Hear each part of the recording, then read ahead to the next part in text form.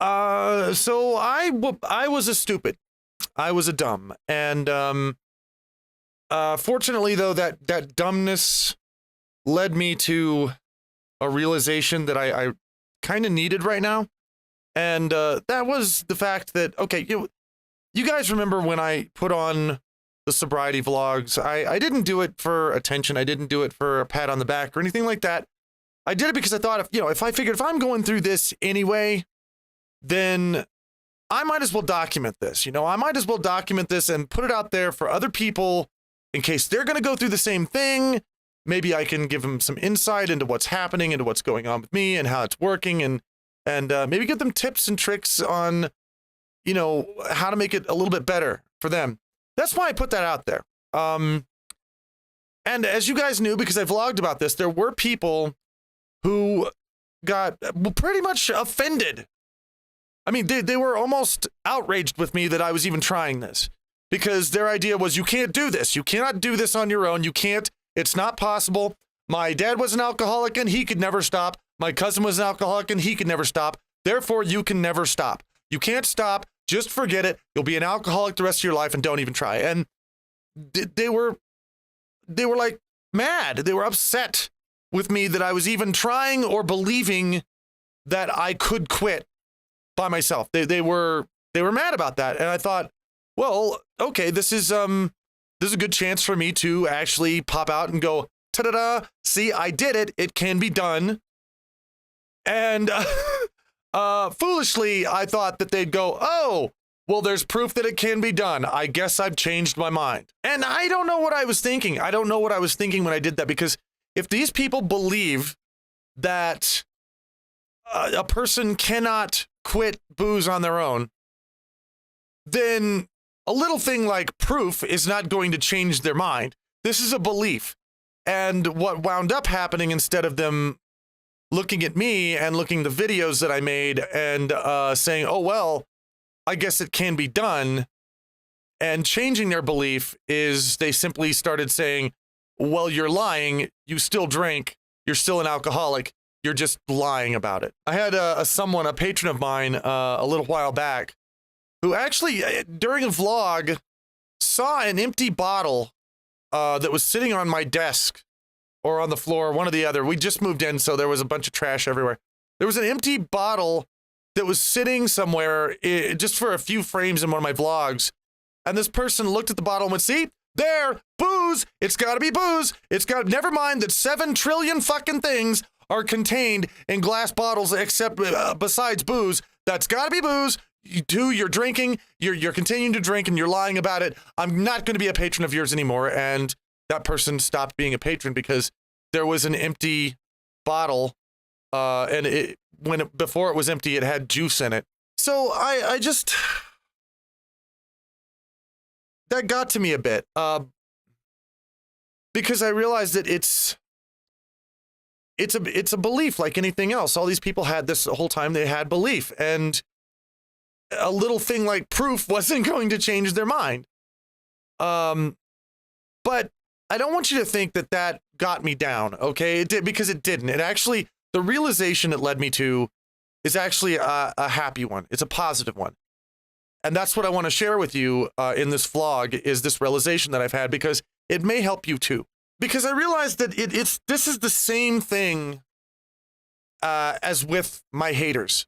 The people that you've seen out there that are calling me a Nazi, that are calling me racist and bigoted, and lately a pedophile. I got the pedophile achievement recently. I'm now a pedophile, or I'm surprised I haven't been accused of being a rapist yet, or some kind of sexual assault, but I'm sure that's coming soon. But it made me think about them, because that's a belief. It's a belief. And people have believed far, far crazier things. I mean, there is a majority of people in the United States today that believe that there is an invisible man watching over them constantly, 100% of the time, judging them if they're doing well or bad, and creating miracles. And when you talk to him, he hears you, but he never speaks back. No one's ever seen him ever in the world, but yet he's there. People believe this. How did I think that I was going to convince them that I wasn't drinking just by proof alone. And it's the same way with those with the haters that I have. And I will admit, sometimes, not all the time, but sometimes it does get me down. A lot of you guys out there is like, I don't know how you deal with it, how you keep going with a smile on your face. Sometimes I don't. Sometimes those haters do get to me. Not most of the time, but sometimes. But you know what? I realize that they're doing the same thing. It's a belief. And to someone out there who's firmly convinced and believes that I am a Nazi because they've called me Nazis before, it doesn't matter. And I really, this is being drilled into me right now. It really doesn't matter what I do. It doesn't matter what happens. It doesn't matter if this person, if there's no proof. If I had solid, absolute proof that I was not a Nazi, people who wanted to believe I was Nazi would still believe I'm a Nazi because they want to believe it. This person could spend a week around me, a year around me, watching me not associate with any other Nazis, watching me not do Nazi stuff, watching me not goose stepping in the streets or preaching hate on a street corner or talking about how Jewish people should die. They could spend a year, 5 years watching me not do all that stuff, and they still wouldn't believe I'm not a Nazi. A person could spend their entire life watching me every second and watching me not have sex with little children. And the second I got old and grabbed my chest and fell over into a grave, that person would stand over me like, yep, he was a pedophile. Yeah, he was. I always knew that he was, because you can't convince them otherwise. We're talking about belief here.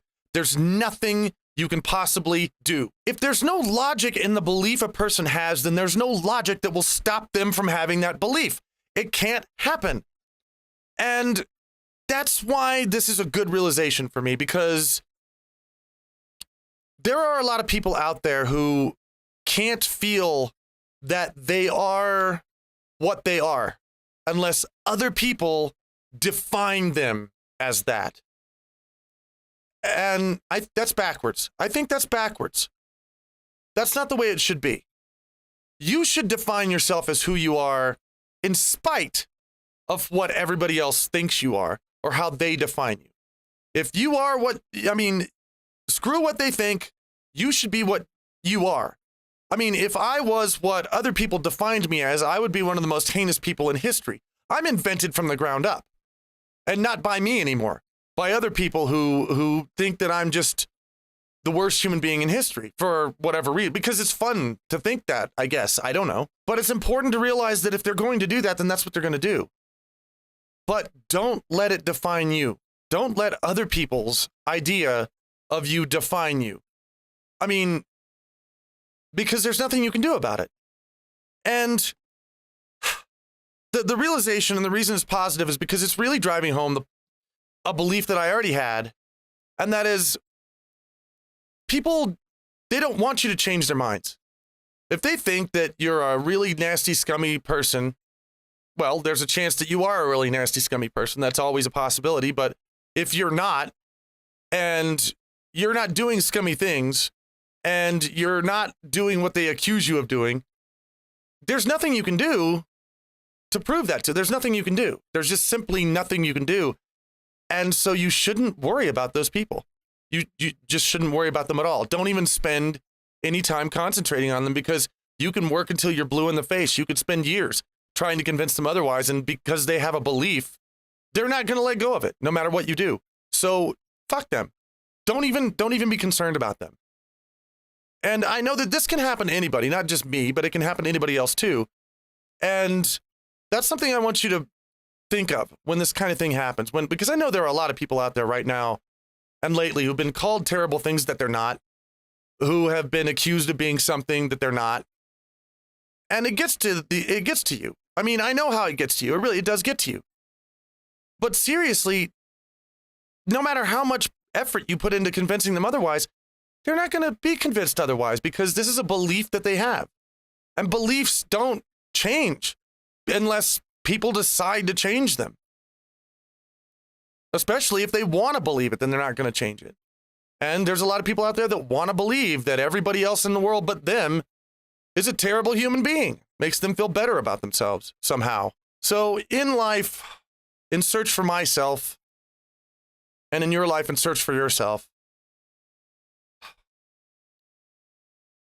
don't ignore the voices that are trying to reflect who you are, who are trying to tell you about yourself, because there are plenty of people out there who will offer advice, who will say, hey, you're too cranky in the mornings, or you curse too much, or here's an idea, you get frustrated too easily. Okay, that's fine.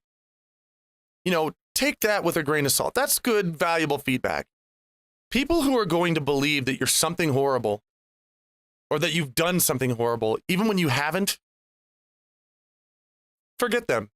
Don't even waste an ounce of energy on them, because there's nothing you're going to be able to do to change their mind. And you have to define yourself. Don't let them do it for you. You define who you are, and screw them. Keep searching for yourself and do it within yourself, not by listening to other people who are going to try and convince you that you're a terrible person just because they believe that for whatever reason. That it's actually made me feel a bit better, because even though I know that I shouldn't focus on that, there are certain times, certain days where it's hard not to. And I wind up focusing on it anyway. But, you know, now that this has happened, I really feel like I'm going to be able to just drop the very last part of that boat anchor off of me and just keep going full steam ahead, just happily into the new year, into 2018, and be the best me I can be. And that's what I want to do. That's all I want to do every day. And I hope you guys do too. Anyway, that's my thoughts for today. Like I said, I'm going to keep doing this vlog occasionally now and then, whenever I have, you know, some thoughts about, you know, myself, my life, and the way the things that are just going on with me. That's all this is. It's terribly, I don't know if it's egocentric or not, but you guys seem to be interested in my life and what I'm doing and what I'm thinking. So that's what this vlog is for. That's what the Finding 2 series is for. It's for me to just talk to you guys about things I've discovered in life and things that I'm going through in life. And I don't know, in the hopes that maybe I'll be able to lend you guys some insight in case you need it, or if you're just interested in hearing about what's going on with me. So that's what this is for. And I hope you'll keep it in mind. I hope you enjoy them. And they will continue. And until the next Finding 2, everybody, you guys take care.